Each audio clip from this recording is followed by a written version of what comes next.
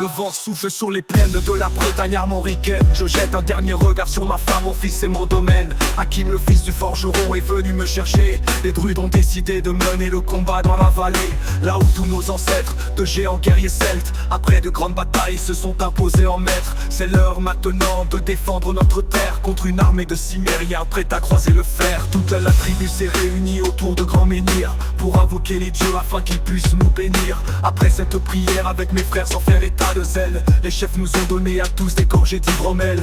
Pour le courage, pour pas qu'il y ait de faille, pour rester grands et fiers quand nous serons dans la bataille. Car c'est la première fois pour moi que je pars au combat, et j'espère être digne de la tribu de Dana.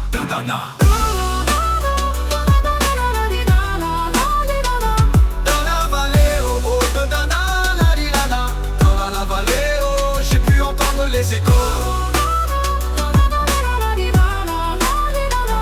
dans la vallée, les champs de guerre près des tombeaux.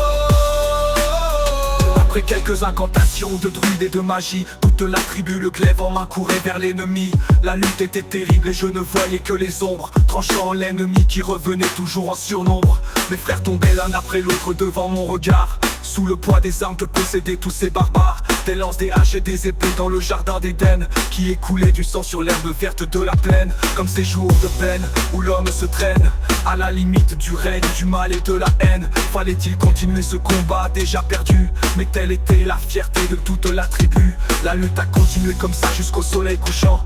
De férocité extrême en plus d'acharnement, fallait défendre la terre de nos ancêtres enterrés là. Et pour toutes les lois de la tribu de Dana.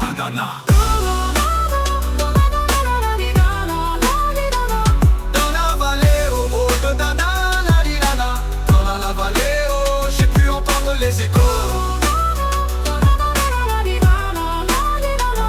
dans la vallée, les champs de guerre près des tombeaux. Au bout de la vallée, on entendait le son d'une corne, d'un chef ennemi qui rappelait toute sa horde.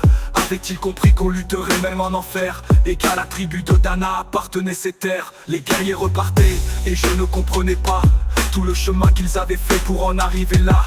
Quand mon regard se posa tout autour de moi, j'étais le seul debout de la tribu, voilà pourquoi mes doigts se sont écartés tout en lâchant mes armes, et le long de mes joues se sont mises à couler des larmes. Je n'ai jamais compris pourquoi les dieux m'ont épargné de ce jour noir de notre histoire que j'ai compté.